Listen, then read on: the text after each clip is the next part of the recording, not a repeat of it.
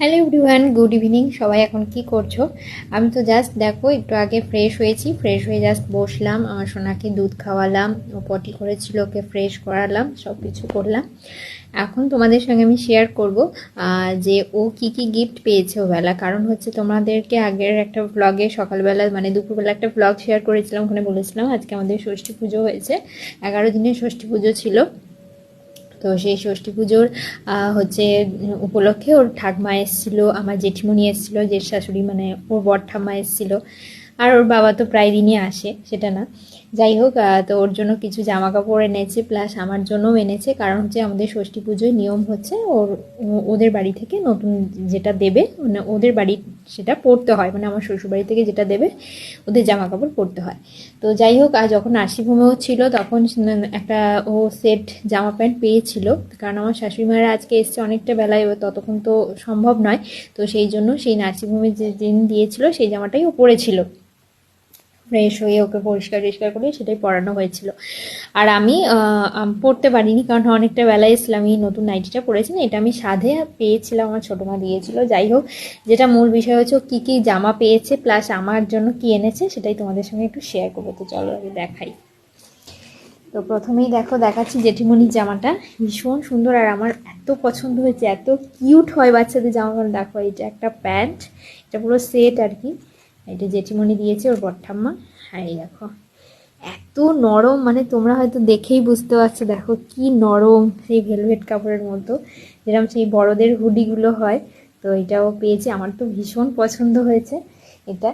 Plus হচ্ছে ঠাকমা দিয়েছে, এটাও দাদু আর ঠাকমাটা যেহেতু ভাঁজ করা আছে খুলছে না। এটা কিন্তু অনেকটা বড়, এখন আমি পরাতেই পারবো না, হয়তো 9 মাস 8-9 মাসে বা 1 বছর হলে তবেই। একটু বড় বড়ই দিয়েছি যাতে পরতে পারে, এটা দিয়েছে।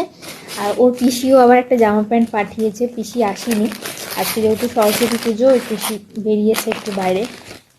এই যে ওর পিসির জামাটা আমার সব থেকে বেশি পছন্দ হয়েছে, মানে আমার ননদের। দেখো কি কিউট দেখতে, কি কিউট কি কিউট লাগছে। আমি ভেবেছিলাম এটা 1 মাসে পরাবো, কিন্তু ভাবছি এটা পরানো যাবে না, সবাই বলছে অনেকটা বড়। তো এত মিষ্টি কালার আর এত কিউট, বিশেষ করে এইটার জন্য এত ভালো লাগছে, আমার তো ভীষণ পছন্দ হয়েছে। তো আমার প্রিন্সেসের জামা প্যান্টগুলো তোমাদের কেমন লাগলো অবশ্যই তোমরা কমেন্টস করে জানিও, আমার তো ভীষণ পছন্দ হয়েছে। তো চলো এবার আমারটা দেখাই। আমাকে একটা আমার শ্বশুরবাড়ি থেকে শাড়ি দিয়েছে ষষ্ঠীর, এই ষষ্ঠী পুজোতে। তো এই দেখো এই শাড়িটা দিয়েছে, সায়া ব্লাউজ দিয়েছে, আর তার সাথে এই শাড়ির হ্যান্ডলুমের মধ্যে একটা শাড়ি দিয়েছে। কালারটা আমার খুব পছন্দ হয়েছে, একদম মানে ময়ূরকণ্ঠী কালার, খুব সুন্দর। আর তোমরা অনেকেই আমাকে জিজ্ঞেস করেছিলে আমি যখন ও হয়নি নার্সিংহোমে অ্যাডমিট হওয়ার আগে, যে দিদিভাই স্বাদে কী কী পেয়েছো আমাকে একটু দেখা। সত্যি কথা বলতে আমাদের দু বাড়ি থেকেই স্বাদ একদম ঘরোয়াভাবে হয়েছিল, সেভাবে আমি কিছু পাইনি। জাস্ট ওই শাড়ি আলতা সিঁদুর টুকটাক পেয়েছি, সেভাবে তোমাদের সঙ্গে শেয়ার করার মতো কিছু ছিল না।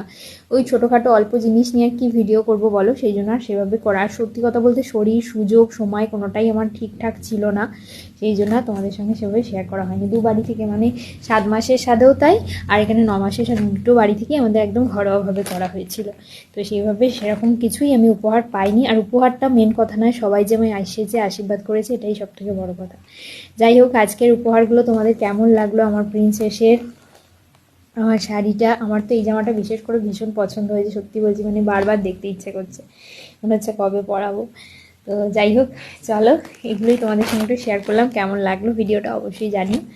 তো চলো আমার সোনাকে একটু দেখি, যে আজকে কিন্তু অনেক ভিডিও করেছি ওর সাথে, অনেক ছবি তুলেছি। এই দেখো আমার সোনা কিন্তু এখন খেলা করছে, টুকটুক টুকটুক, এই দেখো।